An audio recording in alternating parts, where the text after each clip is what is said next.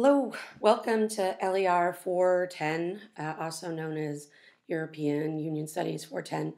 I am, sorry, I'm recording this in a hotel room, so it's like a very weird background, but I'm Professor Twarog, and I will be a professor this semester for 410, and I'm super excited to be teaching this class, especially at this moment in time as there's a lot of stuff happening in the European Union, Brexit being obviously a theme this segment and a big theme in general in terms of redefining the EU and the future of the EU and what that means in terms of who's partnering and who's collaborating in the EU and the future of other countries coming in. So in this lecture, I wanted to spend a little bit of time giving an overview of the class and class expectations, and then I'll shift gears a little bit to a lecture. So the purpose of this class is to really examine one specific area of the EU, so that of work and labor. And so when I say labor, I'm talking about labor unions, but other kinds of labor organizations as well.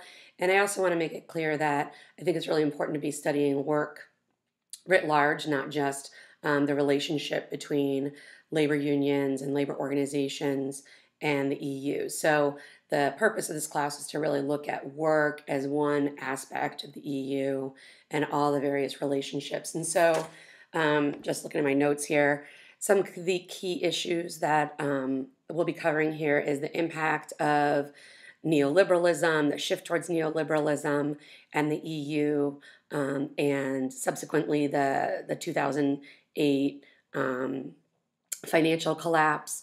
So that's one key issue because it also impacts, and as you can see from the lecture slides, there's very varying economic relationships between states and their economies in the European Union.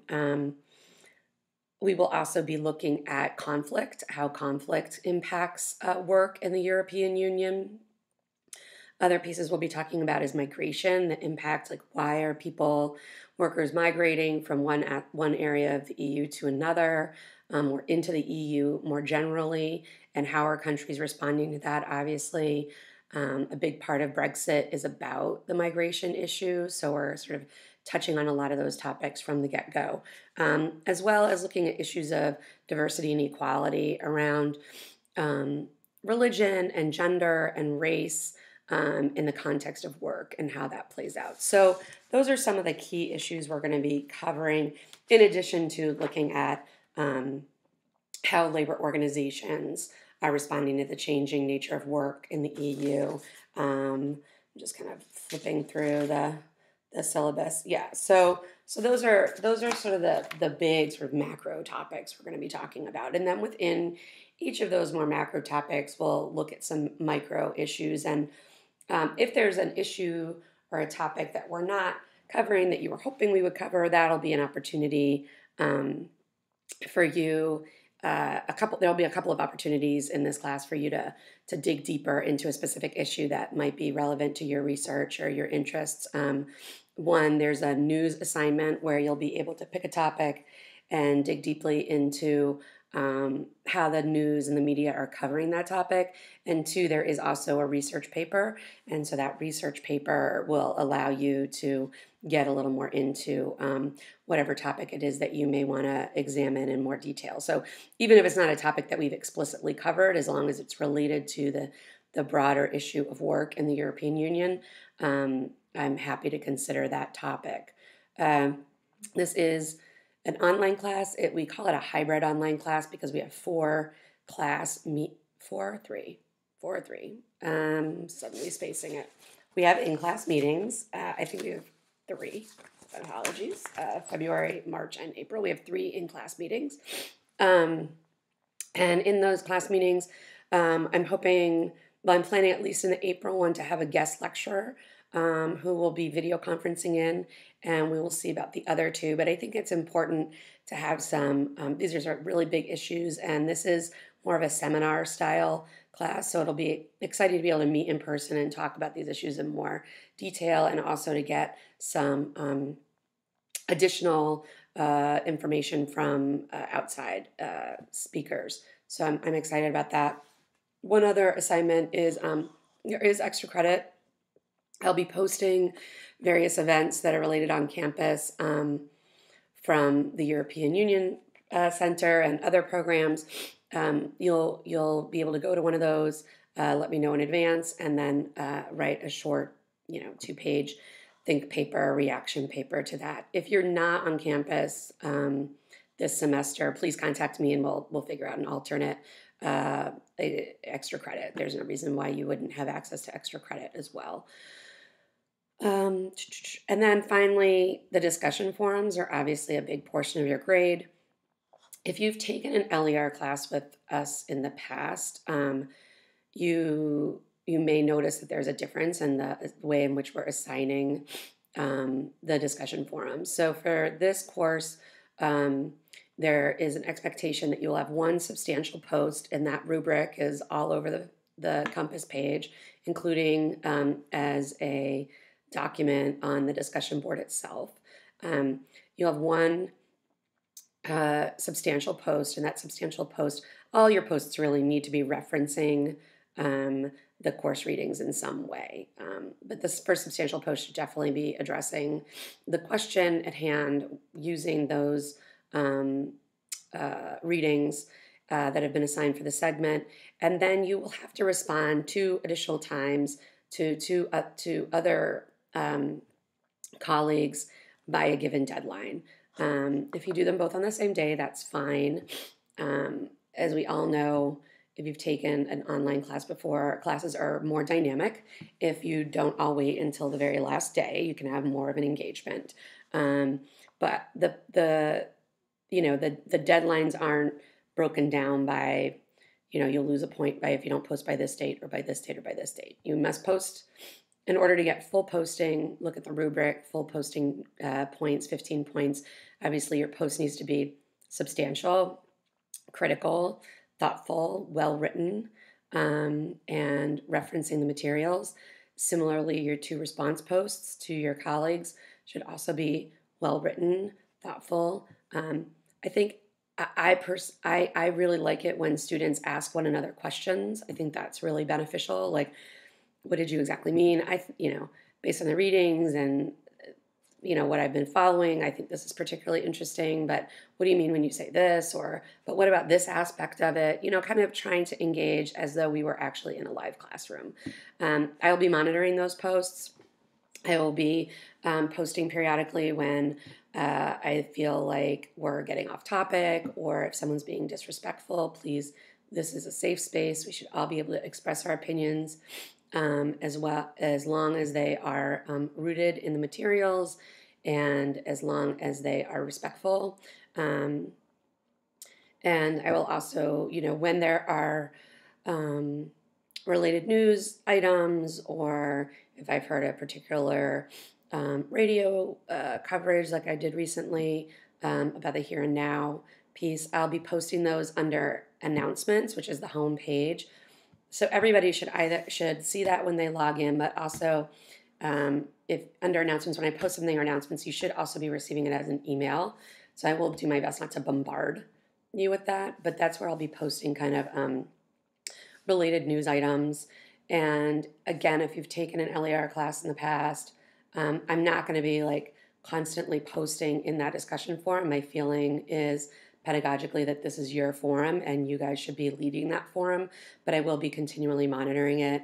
And I will also be posting kind of a summary post like that. This forum went really well. Here are some of the strengths of this forum. Here are some areas that I think folks could work on. And if I think you're really struggling in the forum, if I'm concerned about your performance, I will not call you out in the forum. I will send you an email just saying, you're posting in the forums, here are your strengths, here are some things I'm concerned about, so on and so forth. So that's how the forums will work. And naturally, if you have any questions at all, you're always welcome to contact me. Okay, so this segment is a little funky. It's hard because there is technically a prerequisite for, instructor permission for this class. It's a 400 level class. we have a very broad cross-section of disciplines represented amongst you, and we also have graduate students and advanced undergraduates in this course. And I wanted to make sure that everybody was kind of starting on a level playing field. So for this first segment, if you are in the European Union Center master's program, you probably know most of what was posted, most of the readings that, were covered in this segment. And that's fine. Don't worry, it will get more challenging. For those of you who have less knowledge about the European Union, I really felt like it was important and woven into the syllabus and not asking you to do extra additional reading, that we're all kind of on the same place with the reading. So I have you reading from this textbook, European Union Politics. You were reading the first two chapters, and really the purpose of these first two chapters is to be going over, the establishment of the European Union, the history, the evolution of the European Union. I will be posting today the discussion forum question on sort of the evolution of the European Union. And then it also talks a little bit about just kind of from a constitutional treaty to the Treaty of Lisbon and beyond. So the establishment of kind of the modern European Union as we know it today. So that's to get everybody having sort of a base knowledge. And obviously I also had you do that map quiz. It may be a little bit awkward, but I spent a lot of time trying to find an online map quiz you could just do online, and I could link to it and I could grade it. But I trust me, I spent hours trying to find one that I could not find. So follow the instructions, and you'll need to scan in and send me your map. It's not really so much a test as just to make sure we're all understanding what countries are where and our geography. I will say that the United States educational system is not, public education system is not always spot on with its focus on understanding the geography of the rest of the world. So, I think that's important for us to understand who's bordering who and where those countries are. And also, countries, the borders are changed. There are names of the countries change when there's conflict. So just getting all of that into one place. And then the second readings are from the textbook, which you should be able to get in the bookstore, the Employment Policy in the European Union. I really like this book a lot. I think Michael Gold's done a nice job editing it, and it gives a really great sort of fundamental understanding of key employment issues. And then obviously if you look through the syllabus, I'm supplementing those readings with journal articles that will go into more detail and a more micro level on certain topics. European Union employment policy, there's a lot of similarities to the United States. If you haven't taken much labor studies about the United States, then my comment doesn't have much to say. But I mean, there are other aspects, and I think it's important to understand in the context like what the EU is particularly focused on in terms of employment provisions, and also just the tensions that arise depending on the different countries. And so I think in this segment, he does a nice job of kind of, breaking it down by sort of time period, which are similar time periods to American history, right? Like stage 2 intervention, 1972 to 1980. Here in the United States, that is a time period where we're seeing the beginnings, kind of the early rise of neoliberal economic policy. The labor movement as an organization is beginning to decline. We're beginning to see more outsourcing and trade agreements, and we're obviously also having a financial crisis in the midst of massive movements for civil rights, gender equality, Native American Indian rights, the Black Panthers. There's all sorts of stuff that's going on at this time. So thinking about that in the context, and then, stage 3, mixed fortunes. Again, there's kind of a boom and the economic policies changing. And then, of course, that rise of neoliberalism towards the end of the 20th century into the 21st century. So this, these readings are all to get us kind of like, we all have a base amount of understanding. And then finally, the readings on Brexit. I asked you to read kind of just initial overview, which is dated. I mean, it's an older piece about when Brexit was first voted in, and then obviously the recent discussions. One of the big debates around Brexit right now is, some legislators in Parliament calling for a new people's referendum, while other legislators are saying we've had a referendum, we need to move forward and make this policy a reality. What does the nature of that policy look like? Of course, Parliament rejected Prime Minister May's first swipe at a comprehensive policy for Brexit, and there are a lot of conflicting views about how Brexit should play out. It's important to remember that while Brexit was voted on by the people, it was virtually a split vote. I think, if I'm remembering correctly, like 52 to 48%. So it was by no means there was by no means overwhelming support for Brexit. The nation was split on whether or not the UK should pull out of the European Union. And so that means that if we're going to have the Brexit policy really needs to, in the words of one parliamentarian I heard on the radio the other day, not just meet the needs of those who voted for Brexit, but also those who voted against Brexit. We'll see how they can make that work. The deadline is the end of March. And if there isn't a comprehensive policy, it's going to be a big, big mess in terms of how trade and migration is happening in the UK, between the UK and the European Union.